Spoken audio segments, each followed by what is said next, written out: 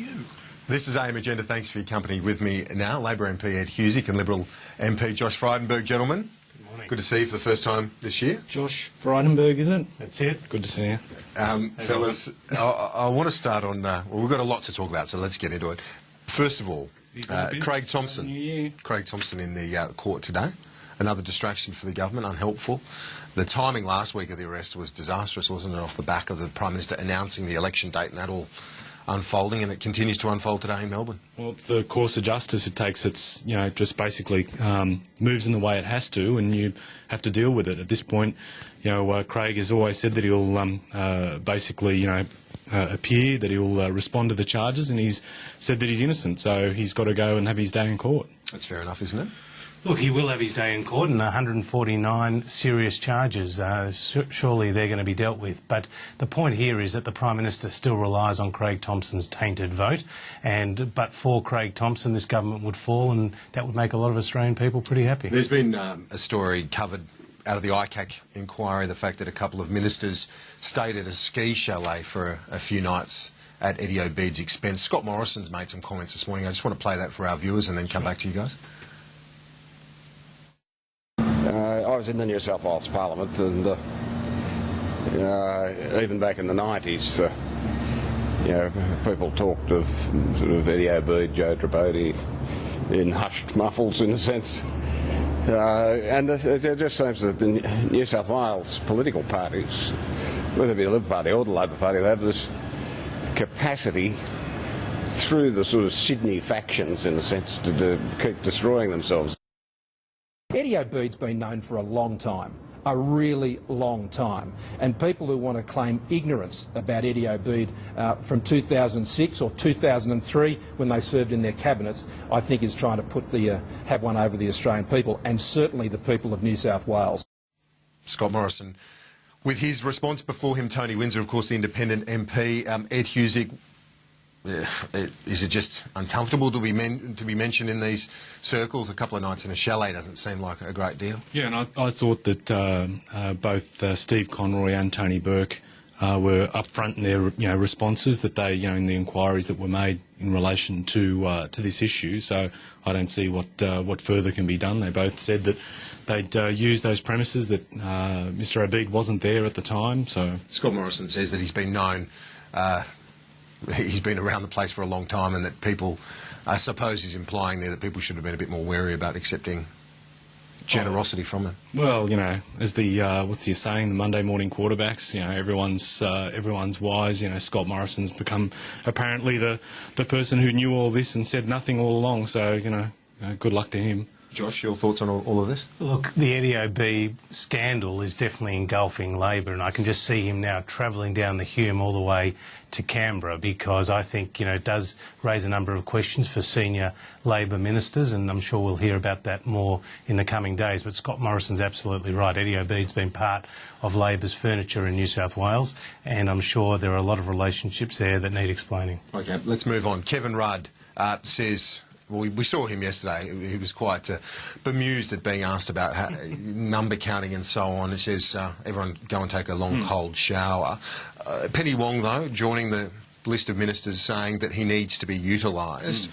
How's that going to happen, though? It just seems a bit toxic to be able to utilise him without some sort of peace treaty or something. Peace treaty. OK, well, you've got a foreign affairs background. We might enlist you on that. What do you reckon? Well, if there's going to be a Treaty of Versailles, I think, it's going to end up in a second war. But, I mean, I think... Hang on, I've got to ask the question first. You wait. Okay. Well, you know more about Kevin Rudd, that's for sure, as well. Well, yeah. Key backers here. Look, I've been a mate of Kevin's for years. And Kevin, for him too. And Kevin, was one of the reasons why I was able to get into Parliament through his backing. And I've always been very grateful for that, and I'll certainly have him out in my electorate, because he always gets a warm response. We always give him a warm welcome, and I think individual MPs will find, and particularly a lot of different communities, particularly those in our region, people drawn from our region, really like to engage with Kevin. And I agree with what Anthony Albanese and Simon Crean and Penny Wong have said. I mean, he's an asset to the party, and he should be used. Yeah, well, that's fair enough. The same thing happened on the Liberal side, didn't it, with Not at all. Mr Turnbull? Not at all. Look, Kevin, this is farcical. Mr. Turnbull wasn't brought in the tent and that relationship managed? Yeah, Mr. Turnbull has been a senior minister, shadow minister in Tony's team, doing a fantastic job, and is a team player. Kevin Rudd is out there briefing against the Prime Minister, and as the Prime Minister told her own caucus, her members are briefing. But let's just not forget what senior ministers said about Kevin Rudd's time as Prime Minister. I mean, Simon Crean said he was disloyal. Nicola Roxon said his government was dysfunctional. Wayne Swan, the Treasurer, said he had no Labor values. They're all on record.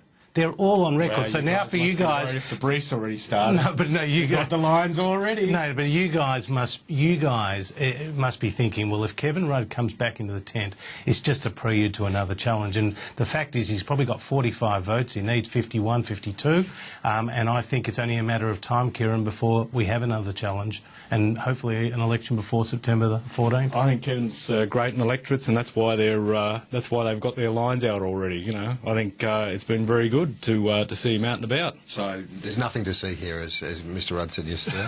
That's very good. I agree with you. It's just like Julia Gillard said, you know, she'd be more chance of being a full forward for the Western Bulldogs than for challenging Kevin Rudd. Yeah, believe everything that Kevin says right now. Victorians always have to go for the AFL analogy. Let's move on. We've covered that, I think, sufficiently this morning. On to this question yesterday, I want to get your thoughts on this, because it's ended up being a fiery end to question time yesterday when Julie Bishop asked the incoming Attorney General about Israeli settlements in the West Bank. Now, Mr. Dreyfus is a Jewish man and a high-profile member of the Jewish community in Australia.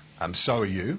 What did you make of the question? Was it appropriate? Absolutely a legitimate question, because Mark Dreyfus is Attorney General, regardless of his religion, his race or his colour or his ethnicity. Nicola Roxon, exactly. Well, no, it would have been, because I think it's a legitimate question. Here is Bob Carr on an aggressive campaign to distance Australia from Israel, to break decades of bipartisan support. And he is doing that, I think, without the support of his Prime Minister. We know that because he rolled her on the Palestine vote, but also without the support of the Cabinet. So Nicola Roxon, no doubt, would probably have the same view as Mark Dreyfus, which is that Bob Carr went too far in calling all those settlements illegal. And in fact, as the Attorney General, he has a major international law division. He would have been consulted by DFAT, it would have been in the brief, and he should answer that question in Parliament. And I think the Speaker did something very unusual yesterday in ruling that question out of order. Because it was also a question about international law, and as Attorney General, if anyone's going to be asked about that, it'd be the Attorney General. Yeah, you need some pretty strong forearms to pull that long, long bow that they're putting forward. I mean, look, you know, there have been members of the opposition who've demonstrated a lack of class previously. Why should we be surprised that this has been the way that they've managed yesterday's question? No, oh, really? Oh, I love it. After an issue where they've gone to the Attorney General instead of the Trade Minister who represents the Foreign Minister in the lower house, and you're saying we're playing the ball. The point is that the point is that the Foreign Minister has done this without the support of the Cabinet and without the support of the Prime Minister. But you're saying that it's a long bow, but this is something that the Liberal Party has been very strong on from the outset, that the government was wrong in its position on the UN vote and in its position with Bob Carr articulating his ongoing criticisms of the settlements. And where a lot of nations either voted in favour or voted to abstain on this vote, and only a handful of nations actually voted against the issue in terms of Palestine state observer status. And the other thing is too, you know, there's the bigger question about how this issue of settlements is going to affect the ability to find peace in the Middle East, and that is a critical issue. Let's move on. There is another issue related to Israelis. Bulgaria has issued an arrest warrant for an Australian man with links to Hezbollah. He's accused of being an accomplice in a bomb blast in, I think it was July of last year. What's your response to this? Look, this is a very serious development, and I would expect that the Australian authorities, Bob Carr and maybe even the Attorney General and others who involved our intelligence agencies, would talk a bit more to the public about what actually has happened here, because clearly the use of an Australian citizen or an Australian passport, in this case in a terrorist attack that killed innocent civilians on a bus, is something that needs to be looked at. We have an embassy in Iran. This government, namely the Gillard government, has sent delegations to Iran to participate in international conferences. We need to tell Iran, because Hezbollah is a proxy for Iran, this is completely unacceptable. We need to be putting pressure on our European friends to have Hezbollah ruled as a terrorist organisation, because they've been involved here and implicated by the Bulgarian authorities in killing innocent civilians. But the thing about your comment about being up, having that conversation, I mean, as you would be well aware, where there's an active pursuit taking place, you have to be careful at what time information is released, and that's a point that Brendan O'Connor has been making this morning as Immigration Minister as well. So we've got to be able to have those details. Absolutely, the balance has to be. Yeah, you're right. You're absolutely right. The balance has to be reached. But at the end of the day, this is a very serious development. Yeah, I think so. Indeed it is. And Josh Frydenberg, Ed Hughes, we've covered quite a bit of ground this morning. Thank you. As always, appreciate your time, Thanks. contributions. You're not just saying that, you mean that, right? No, it's lovely to see you. See you, Robin. That's all for AM Agenda with the dynamic duo this morning. Thank you for your company. The news is next.